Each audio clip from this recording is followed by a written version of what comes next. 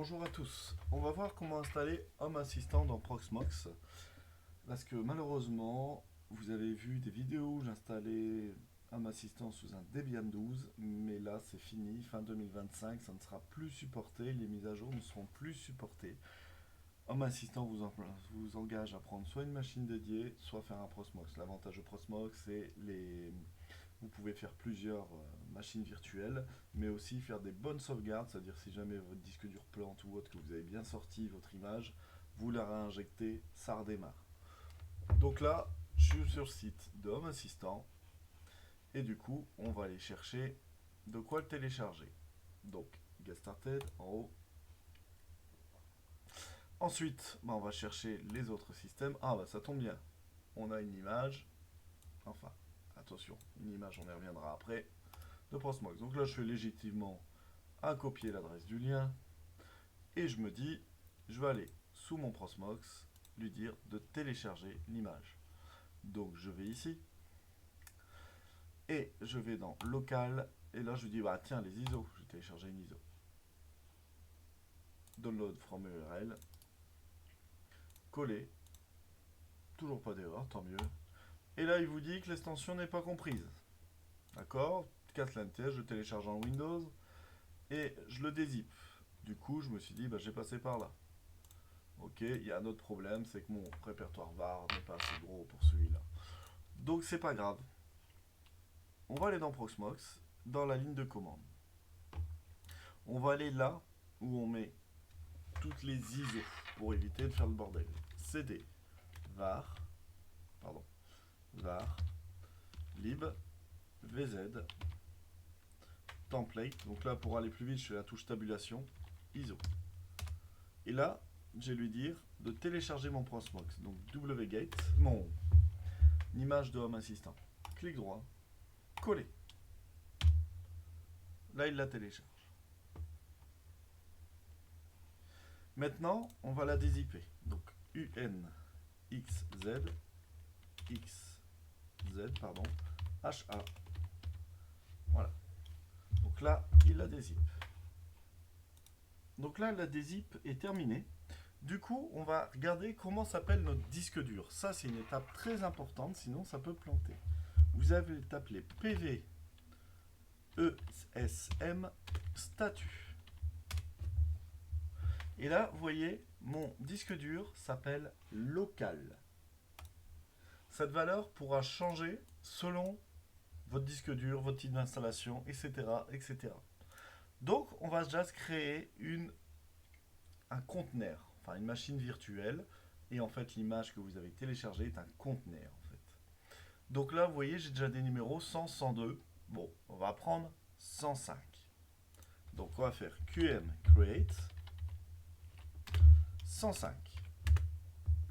Le name, on va mettre sol dom pour solaire domotique. La memory, on va mettre 2048 pour démarrer. N'hésitez pas à mettre plus. Moi, par exemple, mon HA sur mon serveur principal, il me mange constamment 5 à 6 gigas. J'ai du Zigbee, j'ai du Z-Wave, j'ai beaucoup d'automatisation qui tourne derrière. HA peut être très très gourmand quand vous le sollicitez beaucoup beaucoup. Ok. Le nombre de corps de votre processeur que vous souhaitez allouer, donc là dans mon cas 2. Net 0, c'est votre carte réseau, pardon. Et vous tapez le bridge. Donc généralement, ça c'est générique. Après, s'il y a des choses à changer, vous pourrez le faire en graphique ensuite. Alors, la BIOS, faites attention sur les. Là, c'est ma machine de test. En fait, c'est un ancien processeur, c'est un Core i2. Donc, c'est OVMF. Si bien faire attention à ça, en fait, c'est l'UEFI. Vous simulez l'UEFI. Si vous n'êtes pas UEFI, HA ne voudra pas démarrer. Alors, QM Create, qu'est-ce que j'ai fait? Ah, j'ai oublié l'espace. Autant pour moi. Et là, vous voyez, elle est apparue ici. D'accord? Ensuite, on va importer le disque dans la numéro 105. C'est QM import disk. On dit le numéro de la VMware qu'on a créé, 105, et où aller le chercher. Var, lib, vz, template, ISO, HA, touche tab toujours. Et là, c'est très important, local. Local, ça va être celui que vous avez trouvé ici. Local, local. D'accord? Deux petits points.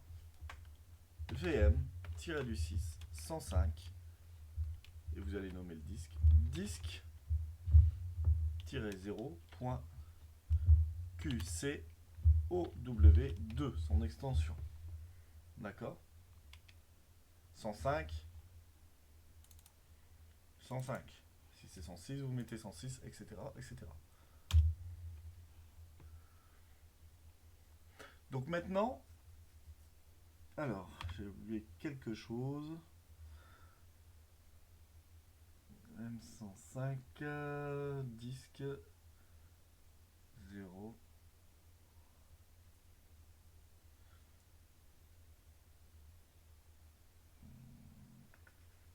Alors, j'ai QM import disque 105, var lib vz template hca OVA 16 machin, ok. Local, ah, d'accord. 105, disk 0, on va regarder. Donc oui, j'avais pas tapé toute la formule, pardon. Deux petits tirets, format QCOW02. Donc là, à mon avis, ça va passer. Voilà, c'est bon. Là, on n'est pas trop mal. Maintenant, on va attacher le disque qui a importé à votre VMware. QM, pardon. Set le 105, pardon, un espace. Toujours le 105, vous changez s'il faut. SCSIHW virt TIO SCSI PCI SCSI 0 local, changez s'il faut, pardon, s'il faut. La VM, vous remettez le nom du disque que vous avez mis, 105, disque, 0, QCOW2.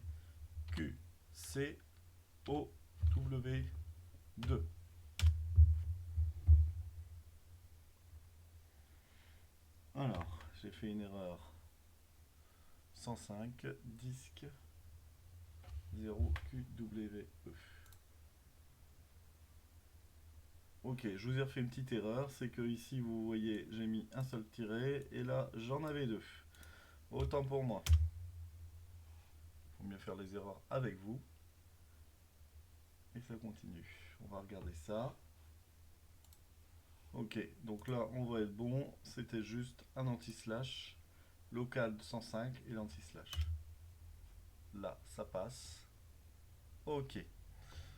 Donc, ensuite, nous avons fait ça. On a créé, on a attaché le disque. Et après, on va lui dire que c'est là-dessus qu'il doit démarrer. Qu'il n'aille pas aller sur Internet, qu'il cherche l'IP ou autre. 105 parce qu'elle s'appelle 105. Cette fois-ci, je ne me ferai pas avoir boot. Order égale SCSI 0. Là, tout est fait. On retourne sur notre Soldom. Et ici, on appuie sur Start.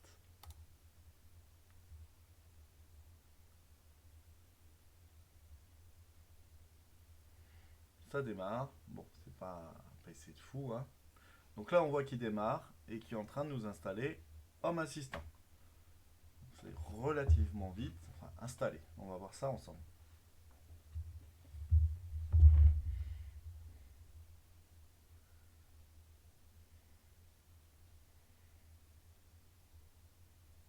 Maintenant, il faudra trouver son IP. Donc, je vous mets en pause le temps qu'il fasse défiler tout ça. Donc voilà, notre Home Assistant est en train de démarrer. Là, il est prêt. Donc, Home Assistant pour local 8123. Donc là, qu'est-ce qui se passe? J'ai besoin de savoir son IP. Donc, j'ai dans IP scanner, je relance un scan.